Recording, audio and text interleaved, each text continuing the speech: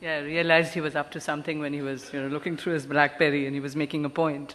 But the point that both the speakers have made is this, that they are both perceiving change from the traditional means of doing PR. Munawar Sultana talked about, yes, she was my student, but now she is a professional in her own right. And she talked about how you have to look at changing techniques that we have to use as our approaches to the new media. And of course, Dharan gave you all the ways in which we have battled, all of us. I have been in public relations 40 years, and my consultancy is 21 years old. So don't add the two, by the way. That's part of it. We really did have lots of problems right in the beginning. It's changed so much. It's become so much easier, so much better, so much more interactive. And I thought I would also like to change, share a few things on not so much the changing face of PR, but the changing pace of PR, because we have to keep pace with change. And I think after yesterday's humbling tutorial from some of our experts who are present today, and we heard about the advantages of digital marketing and all the expert viewpoints, I think it's time also for us traditionalists to take a long, hard look at ourselves. And actually, I found this is a bit of an us versus them situation. And I come here to an analogy that I thought of, an art analogy. Us, the ones on this side of tradition, we can be the portrait painters of the last century, who painted realistic pictures, and you or them are the ones who are creating installation art, which has become a big fad today. But you're also making a big hoo-ha with it, and you're making a big splash with it. Now, mind you, both, if you look at what is happening with Sotheby's and Christie's and all the auctioneers, they're actually auctioning both the old-timers for huge prices, and they're also auctioning all the installation art again for huge prices. So that's...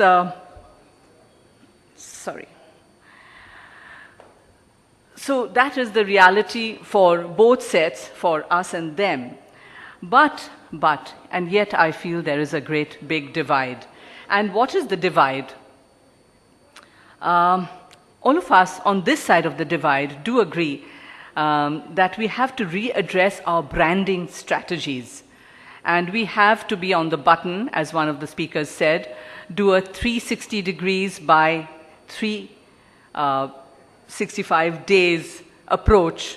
We have to look beyond the reality of rapidly shrinking advantages of print media. We have to tackle, again to use another phrase from one of our speakers yesterday, the reputational multiverse, and we have to process information and our approaches in new ways. Mahesh yesterday even warned us about one more thing. I'm a little puzzled about it. We can talk about it later. And that is about the fact that companies which were losing market capitalization needed to start managing their reputation digitally. Can we really do that?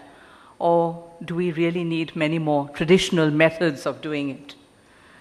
We do take and absorb many of these points, and yet you remember when many of you were asked to recall an advertisement that you might have seen on the digital sphere. Couldn't find it. So are we really looking at back to basics? I'll just share one or two items that I came across when I was trawling, not the net, but I was looking through a couple of papers. And one was the whopping success of the Ralph Lauren idea. And the other was something that happened a couple of years ago. Many of you will recall the Whopper sacrifice that Burger King did. Does any of you recall that? Any of you know about it? Yes, there you are, Mansi. You know about it. So really the second one was a triumph of the brand and a huge loss of face for Facebook. Because what did Burger King do? It said, now is the time to put your fair weather web friendships to the test. And it said, install a Whopper sacrifice on your Facebook profile and we'll reward you with a free flame-broiled Whopper when you sacrifice 10 of your friends. Would any of you have done it? Yes or no? Would you have sacrificed 10 friends on Facebook for a Whopper burger? Yes. No. Who said no? Well, of course, lots of people say no. But you know, the fact is that 200,000 friends were virtually burned out of existence within a week, and Facebook had to terminate this social experiment come marketing activation.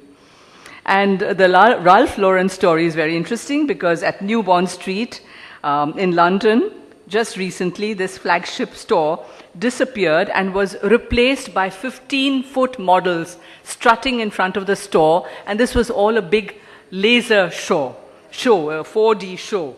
And this was to commemorate the launch of Ralph Lauren's e-commerce portal in UK. So how much did they spend on it? About $1.5 million. And what was the payoff? You know, just selling a couple of watches for $55,000 each? No, it was 700 million media mentions of the video updated online. So, what are the lessons for us who are still looking at keeping our feet on the ground while embracing some of the changes that we are required to do? We've been discussing branding, but I think we as corporate relations specialists also have a responsibility to project what we call, and Supriya Newar is here, she will bear me out, to project corporate personality, which is a macro brand.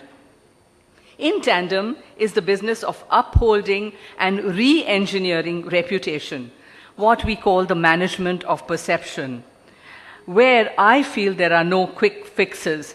Because I ask you this, can we really stage manage perception? Or should we not be looking at realigning reputation at every stage of a company's growth? I'll just bring you 6 C's. You see, Gitanjali Sriram had the 6 R's. So I thought, let me follow in her wonderful footsteps and bring you 6 C's instead for the retention of corporate image and identity. The first C, credibility. Remember, the reputation of an organization is not just PR fluff, but it's also a combination of its inborn ethics, its perceived actions, and its consistent will to perform. And seen in the light of the revelations and cover-ups that have taken a toll on the trust vested by the public in so many of these corporations, think of all the cover-ups, think of all the scams that have taken place recently, I think there is nothing that can get away from the fact that we have to have consistency in communication. We have to be constant, sustained, credible, honest, candid, upfront, and naked. Qualities that managements require if they are to keep customer faith in their products, retain shareholders' trust, and be that very caring, patriarchal figure to those who work for the organization. Even the new image advisories today are talking about this, because a company could be financially sound, technologically savvy, have a wide global reach, but its internal fundamentals and mature approach to the various communication flashpoints, I use your terminology, by the way, have to be strong to prop up the image in totality. The second C, corporate governance, where, again, transparency and nakedness get top priority. And where does a corporate communicator figure in the scheme of things? I think PR efforts are more vital than ever at this juncture, and I believe PR will play a vital role in being the harbinger of information and transparency when it comes to the fact that some of these links fail and the media and the public demand to know the real truth behind a company's performance. Yesterday you were told about how you have to be upfront, how you have to come up and say, yes, we goofed, yes, this was a problem, yes, this was a mistake. The same thing in a larger manner has to be done by corporates.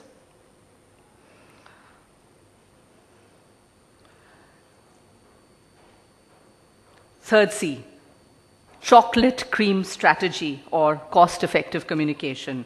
And here I bring about a different aspect. We've been talking about brands, brands that we eat and brands that we use and so on. But what about branding cities, branding states, branding countries? You know, we've been looking at Amitabh Bachchan. He is the brand ambassador for? Yes, but remember something. You know, he loves to endorse lots and lots of products. Before that, he was brand ambassador for Kerala. Then they pulled him into Gujarat. Now, for Bengal, you know what happened? Before this government came in, there was a very, very key brand building personage who was called in by the previous government, and we were all included, including people from PRSI and I personally as a consultant.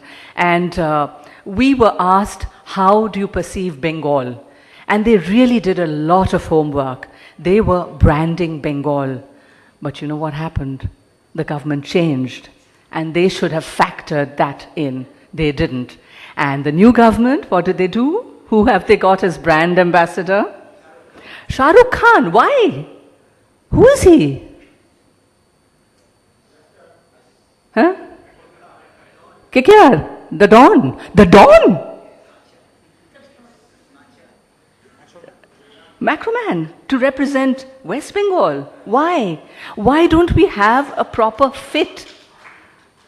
Yes, are you clapping for the Macho Man, or are you clapping for the fact that we should not have Shah Rukh Khan as the brand ambassador for Bengal?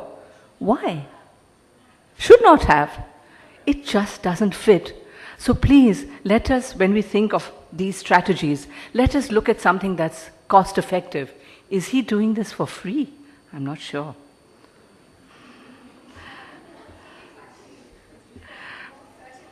But I recently met Vidya Balan and I asked her, wouldn't you like to be the brand ambassador? I'd love it.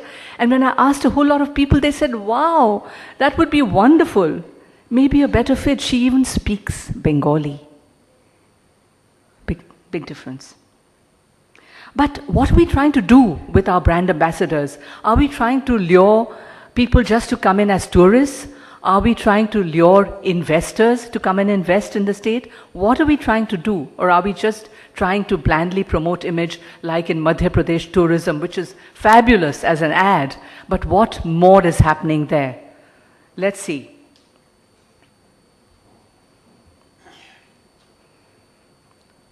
Oh, I forgot. Why didn't we have Saurav Ganguly as our brand ambassador? Doesn't work anymore. Past is sell by date. He's a son of the soil.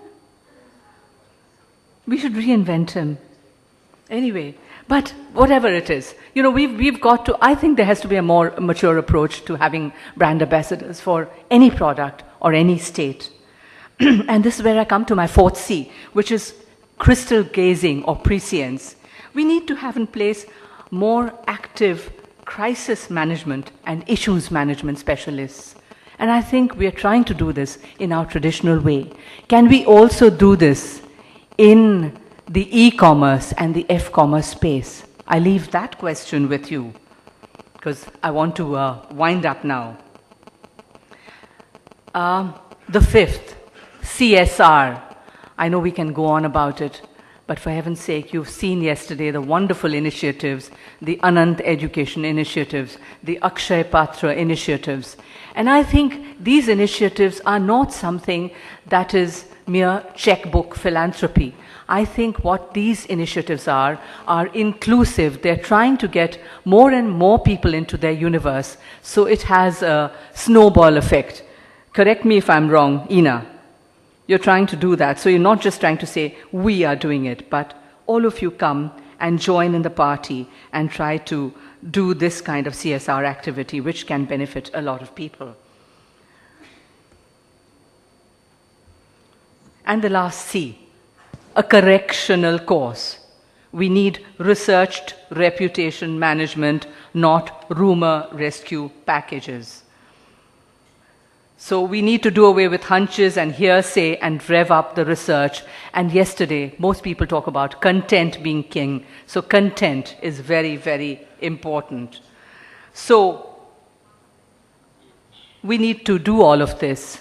And we need to do all of this in a much more in-your-face manner. With that, I end what I had to say. Thank you.